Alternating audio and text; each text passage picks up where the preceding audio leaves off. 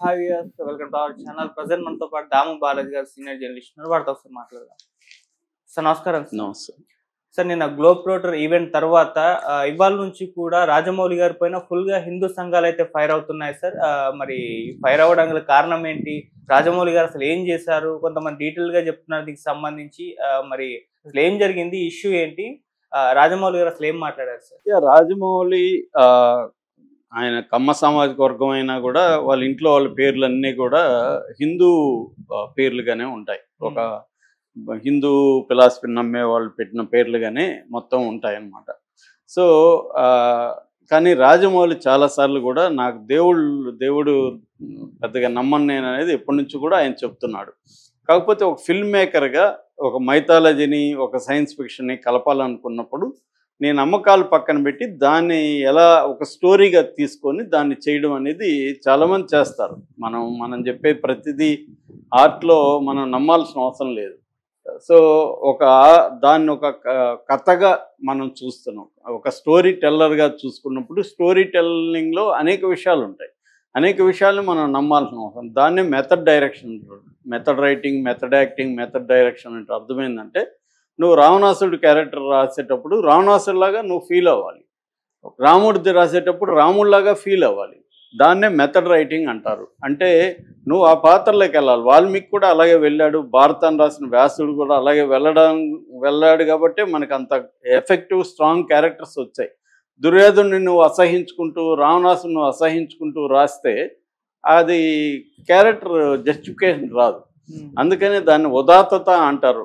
మన అలంకార శాస్త్రంలో ఉదాత్తత అంటే సబ్లిమేషన్ అంటారు. అంటే ఆ క్యారెక్టర్కి జస్టిఫికేషన్ ఇవ్వాలంటే నువ్వు ఆ క్యారెక్టర్ లాగా ఫీల్ అవ్వాలి. దీన్నే మనకి స్టానిస్లోవ్స్కీ థియరీ ప్రకారం మెథడ్ యాక్టింగ్ అంటారు. ఒక ఆర్టిస్టు రావణాసుడు చేసినప్పుడు రావణాసుడు లాగా ఫీల్ అవ్వాలి. మనకి ఎన్టీఆర్కి అందుకే అంత పేరు రావడానికి కారణం ఏంటంటే ఆయన రావణాసుడు దుర్యోధనుడి క్యారెక్టర్ని అలా తీసుకెళ్ళగలిగాడు.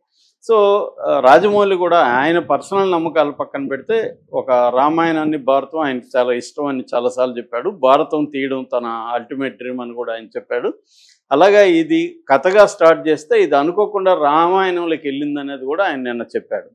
సో ఇప్పుడు ఏంటంటే హిందువులకు ఆగ్రహం రావడానికి కారణం ఏంటంటే ఫస్ట్ ఆయన ఏం చెప్పాడు, ఒక సంఘటన జరిగింది. అదేంటంటే ఈ గ్లింప్స్ని ఇచ్చి సర్ప్రైజ్ చేద్దాం అనుకుంటే అది 2 గంటలు 3 గంటల ముందే లీక్ అయిపోయింది సోషల్ మీడియాలో. అది లీక్ అయిపోవడానికి కారణం ఏంటంటే ముందు రోజు డ్రోన్స్తో వాళ్ళు దాని ట్రయల్ షూట్ లాగా చేశారు.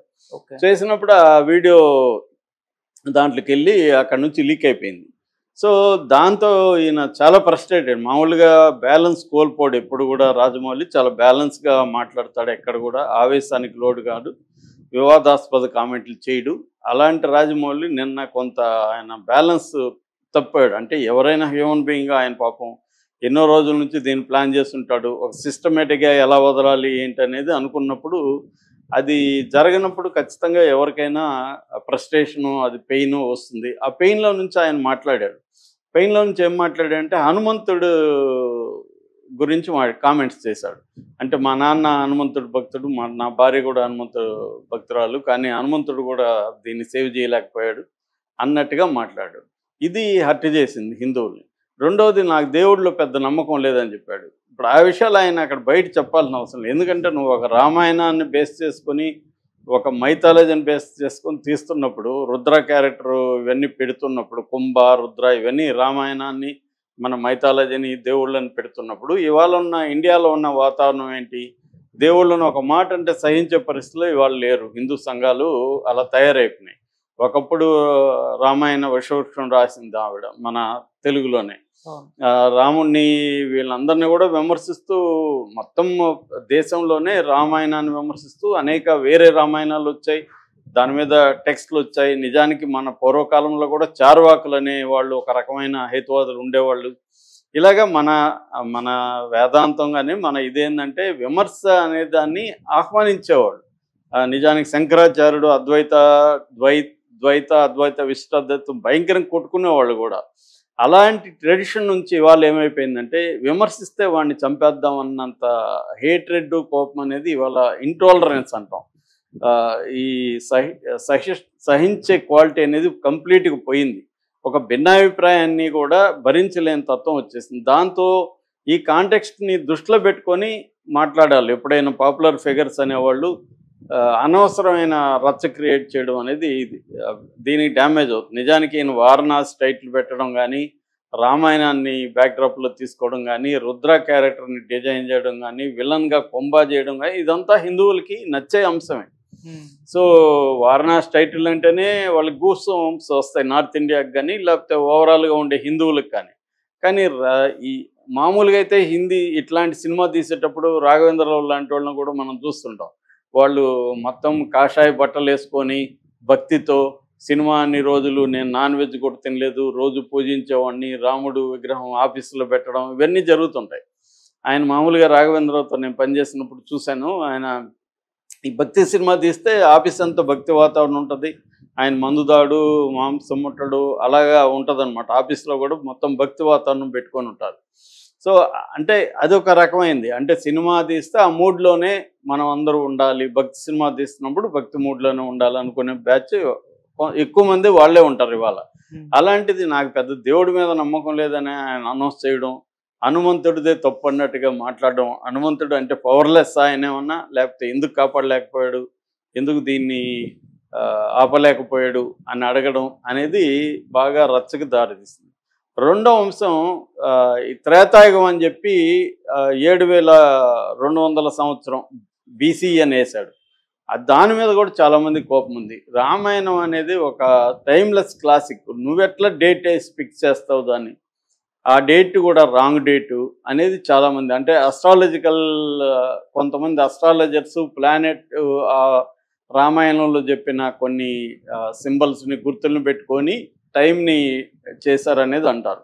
అట్లాగే హిస్టోరియన్స్ ఆ కాలంలో ఆ బుక్ ఆ టెక్స్ట్లో ఉండే రెఫరెన్సెస్ని బేస్ చేసుకొని క్రీస్తు పూర్వం 600-700 సంవత్సరాల కాలంలో జరిగి ఉండొచ్చు అనేది రకరకాలుగా చెప్తారు. ఎందుకంటే రామాయణం ఒకటి కాదు, మనకి ఆ మధ్య ఎవరు బుక్ రాశారు, ఏకరా మన 300 రామాయణాలు ఎన్నో ఉన్నాయనేది రాశారు. ఇవి ఇంకా లోకల్ ఫోక్ ఇవన్నీ తీసుకుంటే 3000 రామాయణాలు కూడా ఉండే పరిస్థితి ఇండియాలో ఉంది. అంటే కంబరామాయణం, మొల్ల రామాయణం, ఇలాగ చాలా రామాయణాలు ఉన్నాయి.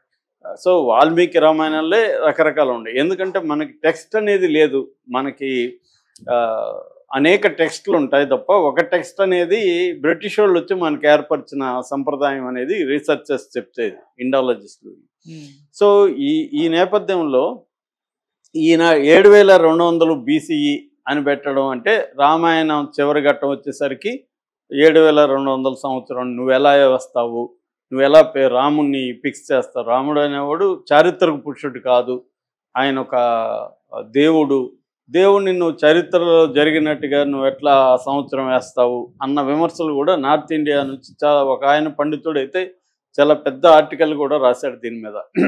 సో ఓవరాల్గా ఏంటంటే ఒక చిన్న గ్లిమ్స్తో ఆయన డైలాగ్తో ఒక రచ్చ క్రియేట్ చేస్తున్నాడు ఆ రాజమౌళి అనేది వస్తుంది. ఎందుకంటే వాళ్ళ ఇంట్లో వాళ్ళు అందరూ కూడా భక్తులే. కానీ రాజమౌళి నేను దేవుడిని నమ్మని గతంలో కూడా చెప్పాడు. అది కూడా జాగ్రత్తగానే మాట్లాడు. అప్పటికి దేవుడి మీద పెద్దగా నమ్మకం లేదన్నాడు. దేవుడి మీద నమ్మకం లేదనొచ్చు మామూలుగా, కానీ పెద్దగా నమ్మకం లేదంటే కొద్దిగా సాఫ్ట్గా తన విషయాన్ని చెప్పడానికి ట్రై చేశాడు ఆయన.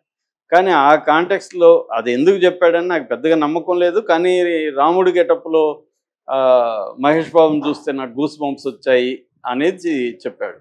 అంటే ఒక స్టోరీ టెల్లర్గా రామాయణాన్ని డీల్ చేయడంలో తప్పు లేదు. కానీ ఇవాళ ఉన్న సెంటిమెంటల్ కండిషన్స్లో పైగా తనది ఈ బేస్ చేసుకొని వెళ్తున్నప్పుడు వారణాసిని టైటిల్ పెట్టడం, ఆ కథను అక్కడ చేయడం కూడా చాలామందికి నచ్చలేదు. ముఖ్యంగా తెలుగు వాళ్ళకి కానీ తమిళ వాళ్ళకి కానీ ఇది నచ్చలేదు. ఎందుకు వారణాసి అనేది సాఫ్ట్ టైటిల్గా ఉంది, మహేష్ బాబుని ఎలివేట్ చేసే విధంగా లేదు. ఒక బాహుబలి అంటే ఉండే ఎఫెక్ట్ వారణాసికి లేదు. సో సాఫ్ట్గా ఉంది, మహేష్ బాబుని ఎలివేట్ చేయట్లేదు. ఇంత చేసి ఇదేమన్నా మహేష్ బాబుకి మరొక ఫ్లాప్ అయిపోతుందా, రాజమండ్రికి ఫస్ట్ ఫ్లాప్ వస్తుందా అన్న క్రిటిసిజం కూడా ఉంది. ఇవన్నీ చేస్తున్నప్పుడు రాజమౌళికి ఇప్పుడు ఊహించని ఏరియా ఇది. వీళ్ళదంటే ఊహించవచ్చు, ఎందుకంటే ఈ గ్లింప్స్లు ఇంతకుముందు వచ్చిన ఆయన వదిలిన కుంభ క్యారెక్టర్ కానీ, లేకపోతే ఆ పాట కానీ లేకపోతే మందాకిని క్యారెక్టర్ కానీ ఇవన్నీ కూడా అంత ఎఫెక్టివ్గా లేవు, పైగా చాలా వాటికి కాపీలు అవి. ఇప్పుడు దీంట్లో ఆయన హిందువుల నుంచి కూడా ఆయన వ్యతిరేకత వస్తే మాత్రం సినిమాకు కూడా ఇబ్బంది అవుతుంది. మరి దీన్ని ఎలా డీల్ చేస్తాడు అనేది చూడాలి. Okay sir, thank you so much.